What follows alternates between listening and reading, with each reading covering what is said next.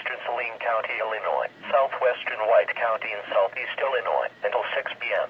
At 5:33 p.m., radar indicated a severe thunderstorm capable of producing quarter-size hail and damaging winds in excess of 60 miles per hour. This storm was located 7 miles northeast of Galatia, or 8 miles northwest of El Dorado, moving east at 25 miles per hour.